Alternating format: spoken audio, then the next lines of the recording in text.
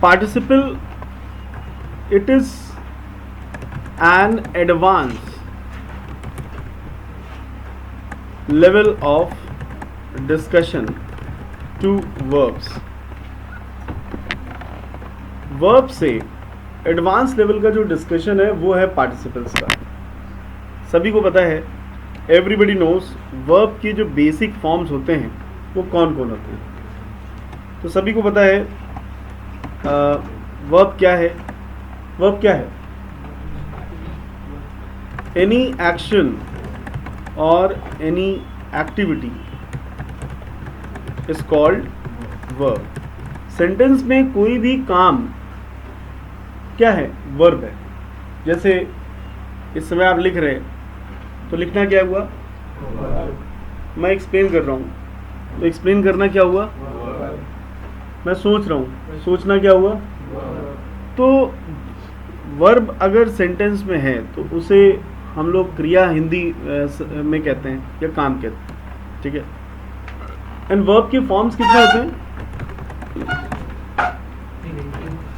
There are 4 forms of verbs. 4 forms होते हैं. कौन कौन से? फर्स्ट फॉर्म,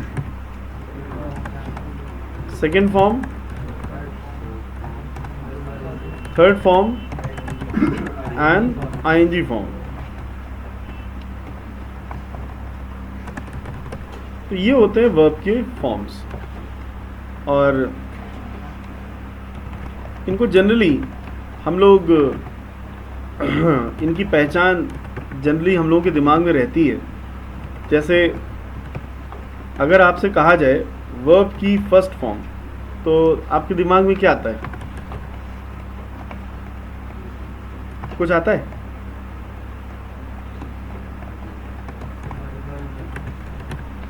वर्ब की फर्स्ट फॉर्म सुनते ही दिमाग में कुछ आता है कि नहीं? मेरे दिमाग में एक ही बात आती है कि वर्ब की फर्स्ट फॉर्म का मतलब हैबिट. आपके दिमाग में नहीं आती क्या? आना चाहिए. जब भी मैं वर्ब का फर्स्ट फॉर्म सुनता हूं मेरे दिमाग में आता है यूनिवर्सल ट्रुथ, या कोई जनरल बात, जनरल फैक्ट, या कोई डेली रूटीन. ये सब मेरे दिमाग में आता है. आपके माइंड में क्या आता है आप जाने. आप लोगों ने एक भी चीज नहीं बताई, पता नहीं क्या दिमाग में आता है. हैं? आप वर्ब की फर्स्ट फॉर्म जैसे ही सुनते हैं तो मन में क्या आता है? हैबिट. जैसे आप सभी की कुछ ना कुछ हैबिट्स हैं. कोई अपनी हैबिट बताए. Any habit? हैबिट में क्रिकेट बता रहे. क्रिकेट तो हॉबी है. हैबिट माने आदत. जैसे आदत में और कोई अच्छा एग्जांपल दे. यूज्ड टू माने बचपन में. और क्या? यूज्ड टू का प्रयोग हम बचपन की आदत के लिए करते हैं. हाँ, आदत का मतलब जैसे आपने कहा सर वो अक्सर बहाने बनाता है, उसकी आदत है. क्या बोलेंगे? वह अक्सर बहाने बनाता है, ये उसकी आदत है. बताइए है कि नहीं? तो वह बहाने बनाता है, कैसे बोलें? बहानों की. He always makes excuses. ये लो. He always makes excuses. और बेटा और कोई हैबिट रिकॉल करो. अपने पापा कोई आदत बताओ. मेरे पिताजी मुझे हमेशा एनकरेज करते हैं. कौन कह रहे लात मारते हैं? लतियाते हैं. मेरे पिताजी मुझे हमेशा एनकरेज करते हैं. बोलो. माई फादर ऑलवेज एनकरेजेस मी. हो गया. और अपने भाई की कोई आदत बताओ. हाँ, मेरा भाई मुझे हमेशा कॉन्फिडेंस देता है, my brother always gives me confidence, ठीक है। और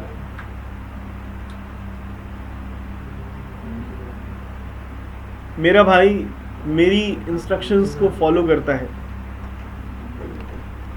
मेरा भाई मेरे इंस्ट्रक्शंस को फॉलो करता है। बोलो, my brother always follows my instructions. और क्या हो सकता है?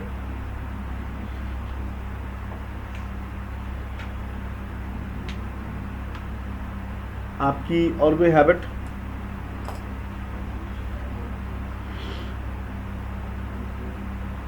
कम ऑन, आपकी बहुत सारी हैबिट्स हैं, बताइए, थोड़ी प्रैक्टिस हो। मेरी सिस्टर हमेशा सच बोलती है, my sister always speaks the truth. Singular है तो एस और एस लग रहा है, प्लूरल होगा तो एस और एस नहीं लगेगा। जैसे आपने कहा, मैं अपने टीचर्स को बहुत ध्यान से सुनता हूँ, क्या बनेगा?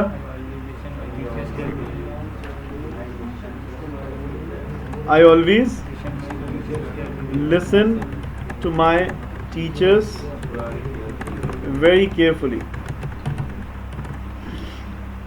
I always listen to my teachers very carefully. और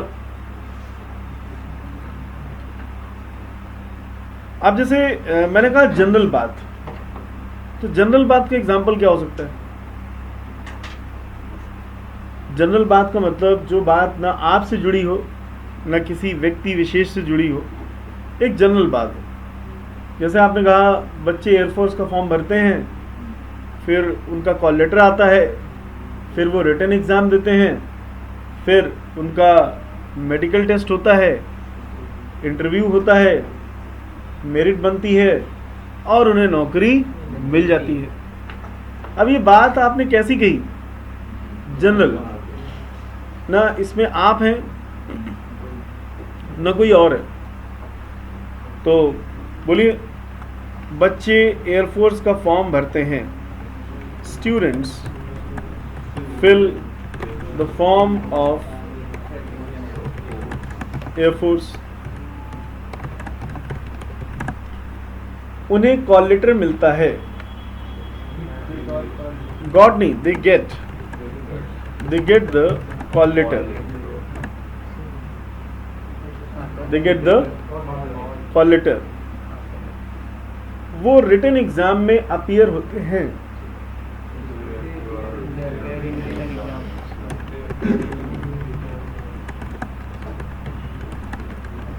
they appear in written examination, they appear in written examination। Way exam को क्वालिफाई करते हैं और फिर वो इंटरव्यू में अपीयर होते हैं। बोलते रहो, they qualify the written exam and then they appear in the interview। in the interview में अपीयर होते हैं। इसके बाद वो मेडिकल टेस्ट में अपीयर होते हैं। After this they appear in medical test। वो अपनी मेरिट लिस्ट चेक करते हैं।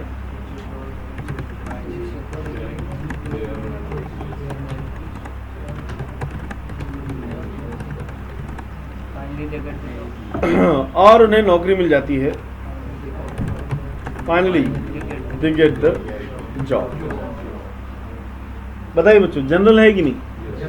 तो अब कभी वर्ब का फर्स्ट फॉर्म सुनोगे ये बातें याद आएंगी कि नहीं? इसके अलावा मैंने लिखवाया यूनिवर्सल फैक्ट, मतलब सार्वभौमिक सत्य जिसको कोई झुठला नहीं सकता है। जैसे आपने कहा सच्चे प्यार की हमेशा, बोलो ट्रू लव ऑलवेज विंस। सूरज पूरब में उगता है।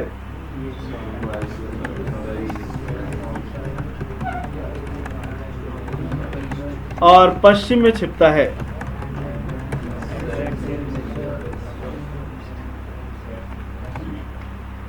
ईमानदारी हमें सन्मार्ग पे ले जाती है।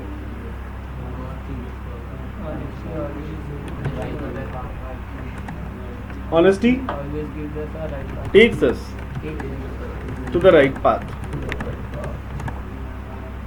बताओ बच्चों, सब में वर्ब की फर्स्ट फॉर्म आई? सभी को क्लैरिटी है? आगे बढ़े।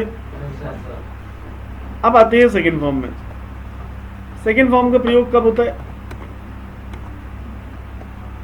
कौन बताएगा? ऑफ कोर्स पास्ट में होता है।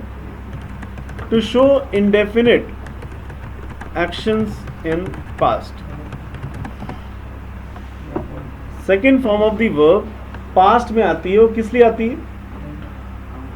इंडेफिनिट एक्शंस को शो करने के लिए आती है। अब यहां पे क्वेश्चन आता है कि इंडेफिनिट एक्शंस क्या हैं? जो अनिश्चित हो। तो ऐसे कौन से एक्शंस जिनको हम अनिश्चित कहते हैं, जिनमें कुछ निश्चित नहीं होता? क्या निश्चित नहीं होता?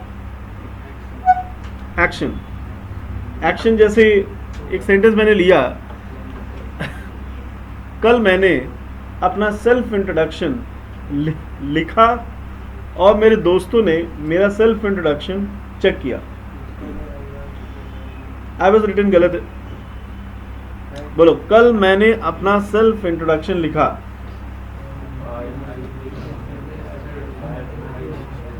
कल मैंने अपना सेल्फ इंट्रोडक्शन लिखा। क्या बोलेंगे? हैव नहीं होगा, हैड भी नहीं होगा। I wrote.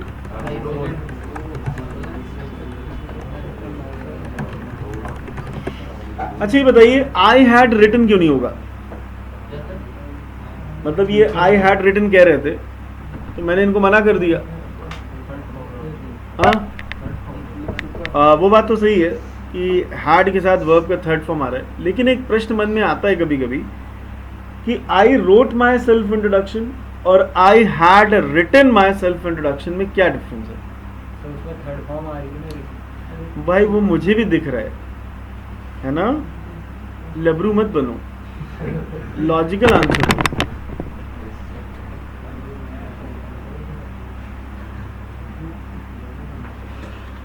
Come on. Hello,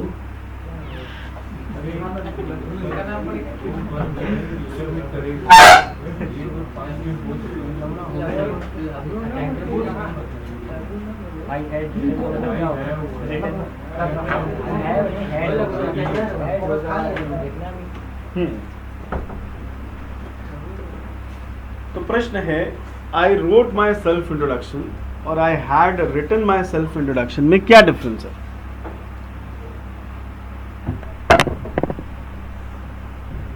मैं बताऊं? Actually I had written my self introduction का मतलब है मैं सेल्फ इंट्रोडक्शन लिख चुका था। मतलब ये सेंटेंस चीख चीख के चिल्ला रहा है कि ये काम हो गया था और मैंने लिखा। इसका मतलब है कोई श्योरिटी नहीं है कि पूरा लिखा था कि नहीं लिखा था, लिख चुका था, बस लिखा। इसीलिए बच्चों इसका नाम क्या पड़ा? इनडेफिनिट। इसमें यही तो डेफिनेट नहीं है कि आप लिख रहे थे, कि आप लिख चुके थे। बोलो, आप समझ में आया? मेरे दोस्तों ने इसे चेक किया। My friends checked it. चलिए एक और एग्जांपल लेते हैं। कोई भी आप एक कहानी पूरी पास्ट में बता सकते हैं। जैसे आप अपनी लास्ट जर्नी के बारे में बता सकते हैं। आपकी लास्ट जर्नी कैसी थी? How was your last journey? आप उसके बारे में बता सकते हैं। तो ये होता है, ठीक है। जैसे आपने कहा कल का दिन कैसा रहा, तो आपने कहा मैं सुबह इतने बजे उठा, मैं मॉर्निंग वॉक पे गया, मैं इंस्टीट्यूट आया, सारे सेंटेंस कैसे हैं? पास्ट में तो है ही और इंडेफिनिट है, ठीक है ना। तो इंडेफिनिट एक्शंस को शो करना पास्ट में होता है वर्ब के सेकेंड फॉर्म से। जैसे कल मैंने अपने कजिन को कॉल किया और मैंने उससे 2 घंटे बात की। बोलो, yesterday I called my cousin and I talked to him for 2 hours। अब आते हैं वर्ब की थर्ड फॉर्म में। कौन बताएगा वर्ब की थर्ड फॉर्म कहाँ लगाते हैं? हाँ, इसका फ्यूचर में, फ्यूचर में भी लगती है, लेकिन प्रेजेंट में भी तो लगती है और पास्ट में भी लगती है। तो बात ये नहीं है कि वर्ब की थर्ड फॉर्म फ्यूचर में लगती है।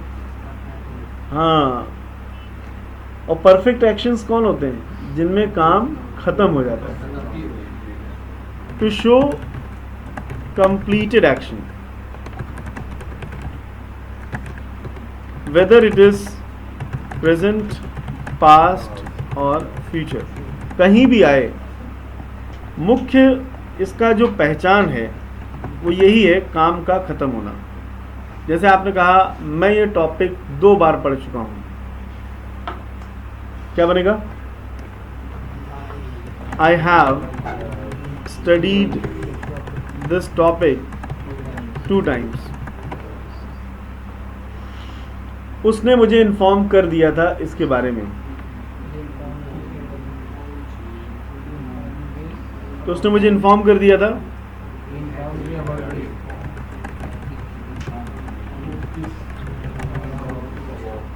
He had informed me about it। वे लोग इंस्टीट्यूट पहुंच गए होंगे।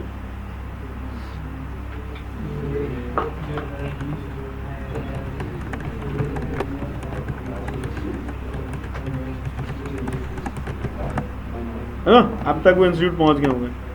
सभी समझ गए? और भाई फोर्थ फॉर्म मतलब आईएनजी फॉर्म हमेशा याद रखो, कब आएगी? कंटिन्यूअस। बोलो, work is going on, I am writing, I was waiting for you, my mother will be preparing breakfast. आजकल मैं एयरफोर्स की तैयारी कर रहा हूं।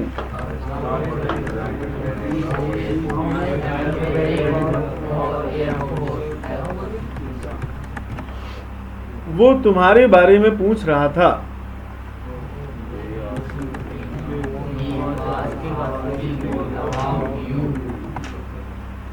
वे लोग तुम्हारा इंतजार कर रहे होंगे।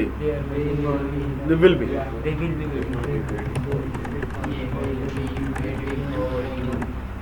सो स्टूडेंट्स, ये थे बेसिक्स। नहीं, ऐसे तो अब वही स्पेशल यूज तो पढ़ने जा रहे हैं। मैंने आपको टॉपिक की स्टार्टिंग में कहा कि पार्टिसिपल एक एडवांस लेवल का टॉपिक है बेसिक वर्ब्स में। अब हम लोग वही डिस्कस करने जा रहे हैं। अब चूंकि बेसिक्स आपको पता है तो अब डिस्कस करने में आसानी रहेगी। तो पहला पार्टिसिपल है प्रेजेंट पार्टिसिपल। सभी लोग बोले present participle. What does it mean?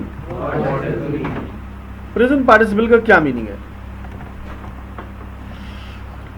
मतलब इसका जो मेन पहचान है वो है क्विक एक्शन। कैसा एक्शन? मतलब 2 एक्शंस होंगे एंड दोनों आपस में बहुत क्विक होंगे। बोलो, there are 2 actions and they are very quick, they are very quick in nature, there is no time lag between those 2 actions। उन दोनों एक्शंस के बीच में कोई टाइम पास होगा ही नहीं। और ऐसे सेंटेंसेस में ही शब्द आएगा। we generally have he word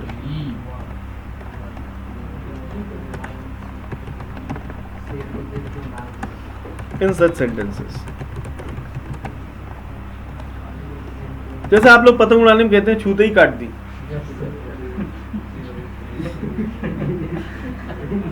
बताइए कितनी बड़ी बात कह दी। हमें छुआ होगा तभी तो पतंग कटी होगी।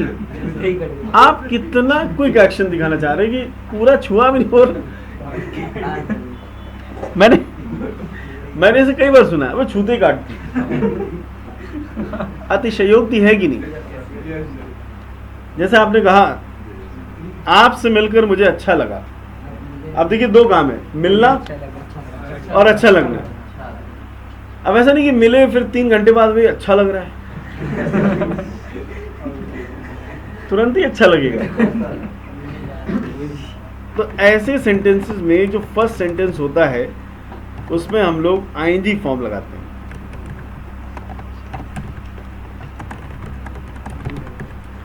और बच्चों जो दूसरा सेंटेंस होता है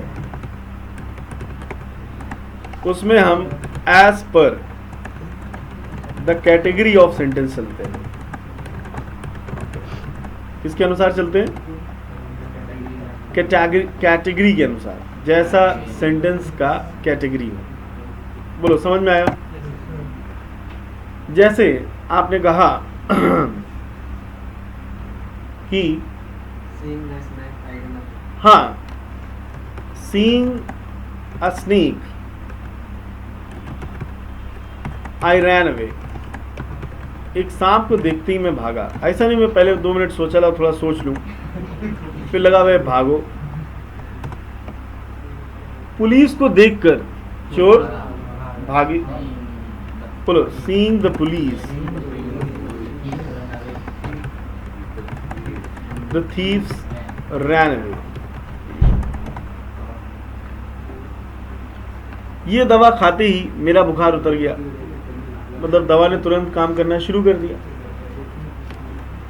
taking this medicine I got relaxed from fever. वहां पहुंचते ही मुझे बहुत ही रिफ्रेशिंग लगा।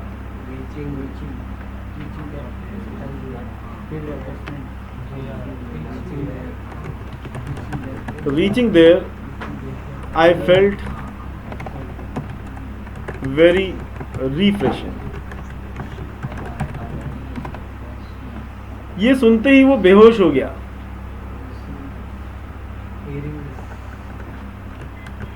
बोलो hearing this, he became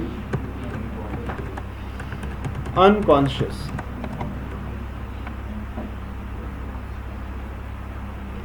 तुम्हारे संपर्क में आते ही उसने बहुत सी चीजें तुमसे सीख ली।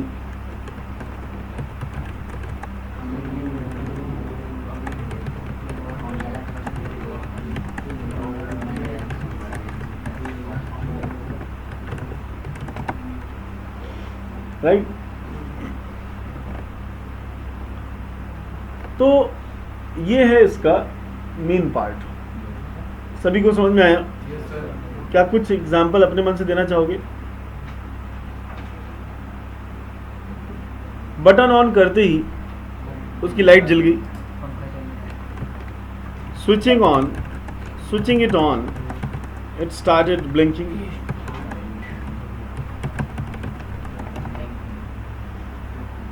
ऐसा उत्तर देते ही सभी लोग सन्न रह गए।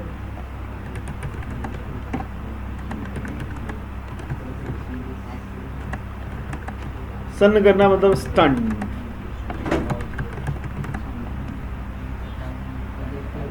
अब इसमें एक पॉइंट ऑफ कॉशन है। बोलो नोट। पॉइंट ऑफ कॉशन ये है कि आईएनजी फॉर्म से सेंटेंस शुरू होता है तो आईएनजी फॉर्म से ही शुरू करिए।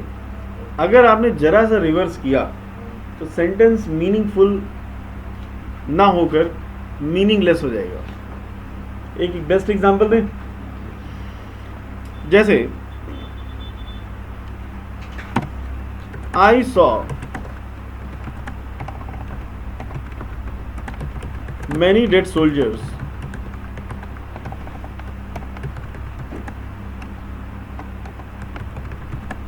riding across the battlefield। अब आप भी सोच रहे हैं जब सोल्जर्स डेड हैं तो घुड़सवारी कौन कर रहा है? सभी बच्चों को सेंटेंस का मीनिंग समझ में आ गया है? अब सभी सोच रहे हैं कि बात तो सही है, ऐसा कैसे?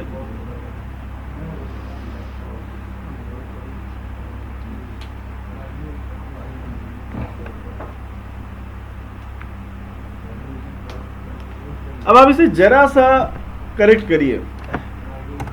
बोलो, राइडिंग अक्रॉस द बैटलफील्ड।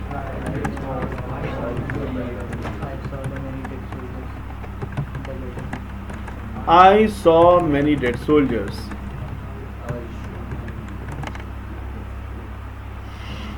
तो यहाँ नोट में यही लिखना है कि in present participle the syntax must be followed. जो सिंटेक्स है वो ज़रूर फॉलो होना चाहिए। अगर सिंटेक्स फॉलो नहीं होगा तो सेंटेंस गलत हो जाएगा।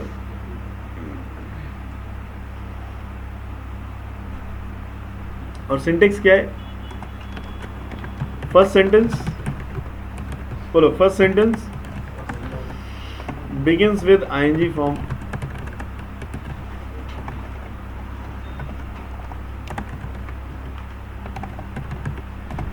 सेकेंड सेंटेंस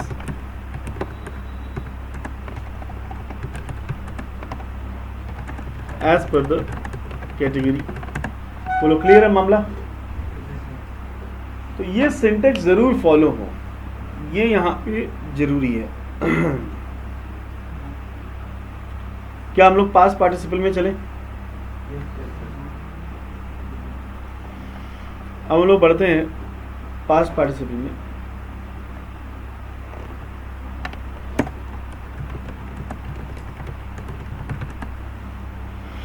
कोई बताएगा पास्ट पार्टिसिपल के बारे में? बताएं।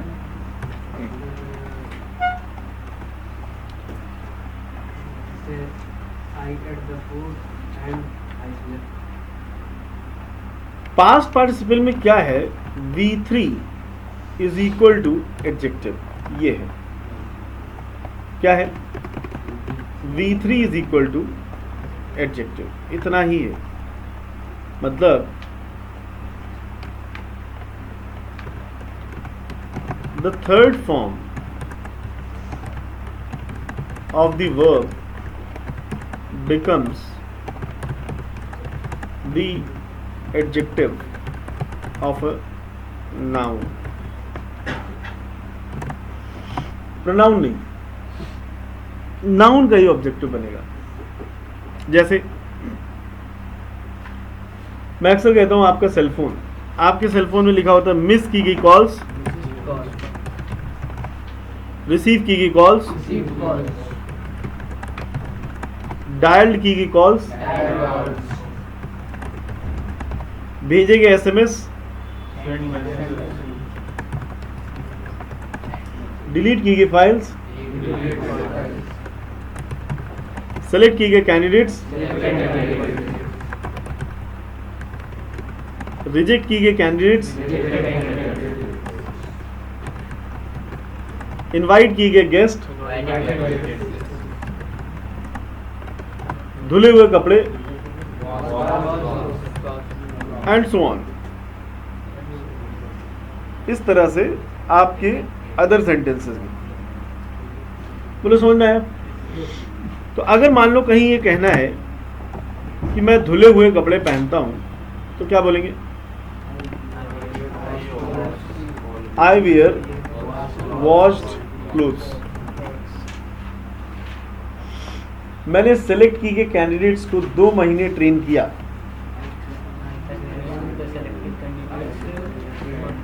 आई trained the selected candidates for 2 months। और ना भी लगे चलेगा। 2 महीने के लिए ट्रेन किया ना, और ना भी लगे चलेगा। लगाइए, टाइम को डिनोट कर लो ना, इसलिए।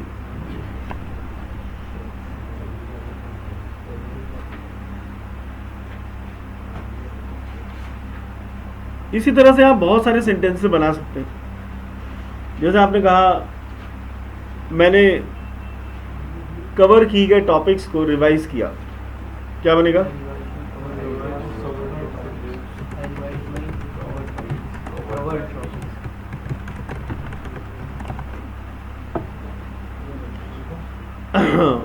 वह टूटे हुए पॉट्स को सफाई करने में फेंक देता है।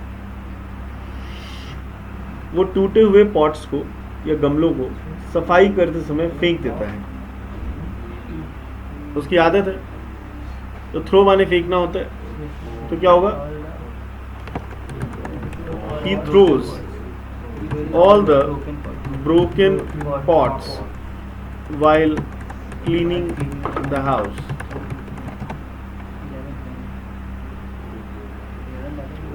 उसने रिजेक्ट किए गए कैंडिडेट्स को एनकरेज किया।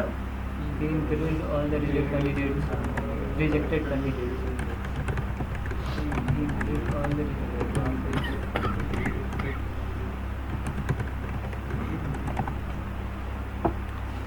बिका हुआ माल वापस नहीं होगा।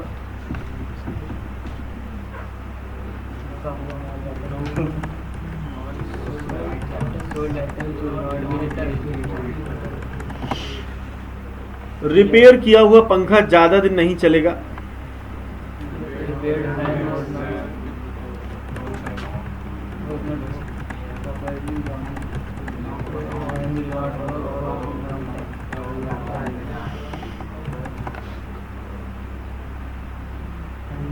सजेस्ट किया हुआ प्लान सभी फॉलो करते हैं। हमारी एकेडमी में सजेस्ट किया गया प्लान सभी फॉलो करते हैं।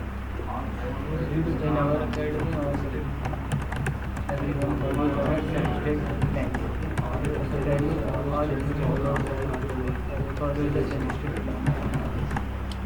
बताइए, सभी को क्लैरिटी है? अब ये प्रेजेंट में भी हो सकता है, पास्ट में भी हो सकता है, फ्यूचर में भी हो सकता है। तो अब हम लोग अगला पार्टिसिपल पढ़ने जा रहे हैं जिसका नाम है,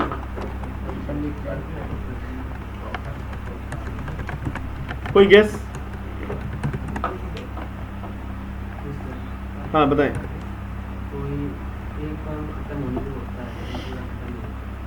भाई सीधी बात है, परफेक्ट का मतलब ही है काम का खत्म होना। बोलो, परफेक्ट मीन्स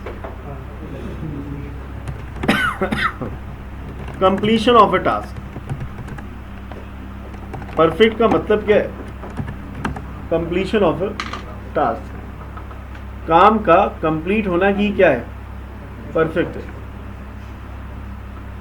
तो परफेक्ट पार्टिसिपल में ये बात आपको हमेशा दिखेगी कि उसमें काम का खत्म होना जरूर होगा। जैसे ये शीट मिलने से पहले मैं इस पे साइन कर चुका था, ऐसे उड़ंतू कर दिया।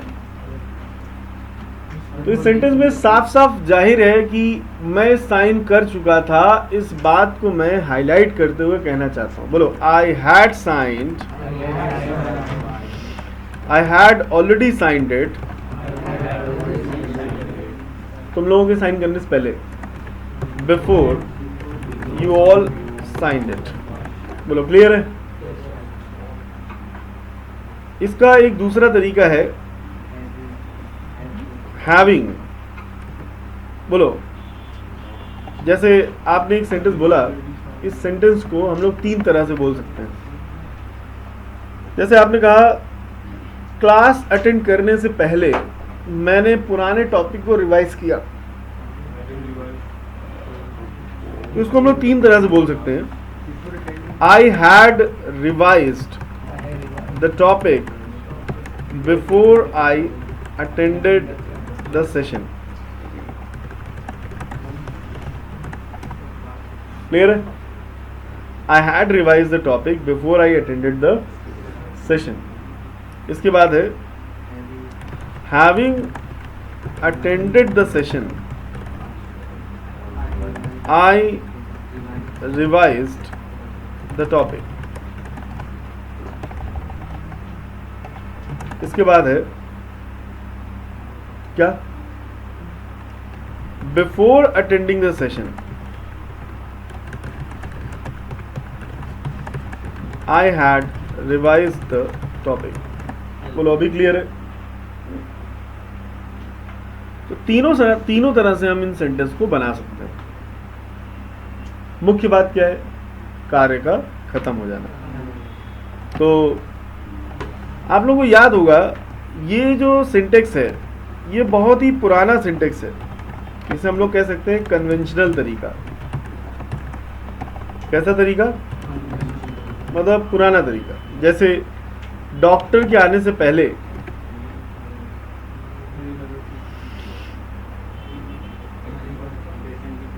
बोलो the patient had died before the doctor केम। मेरे स्टेशन पहुंचने से पहले गाड़ी जा चुकी थी।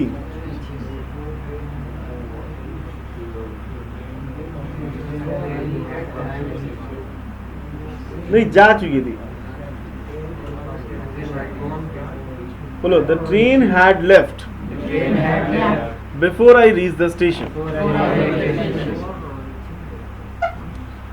The train had left before I reach the station.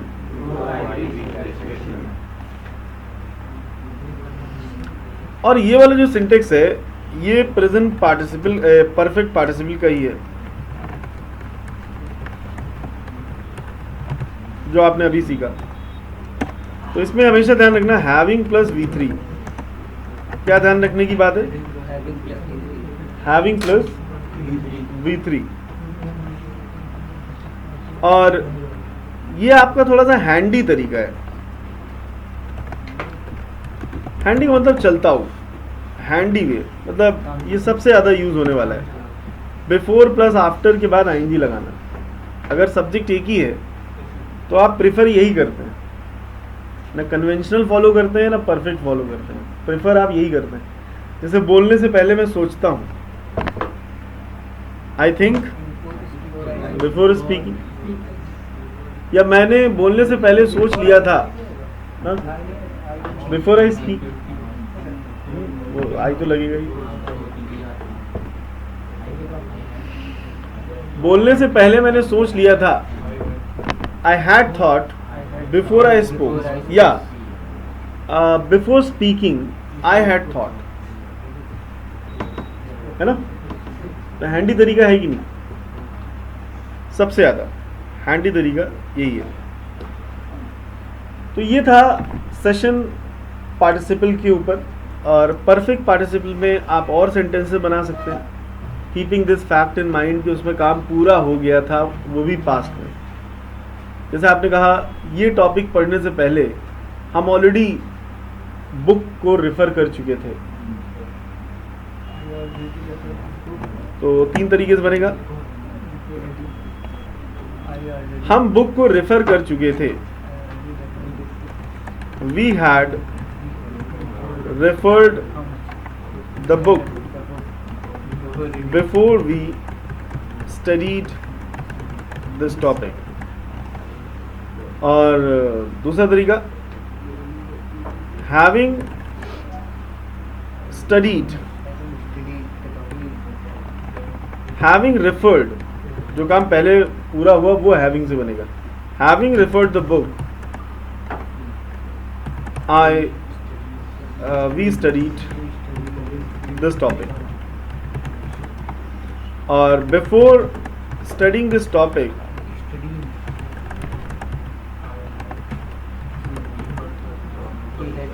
we had referred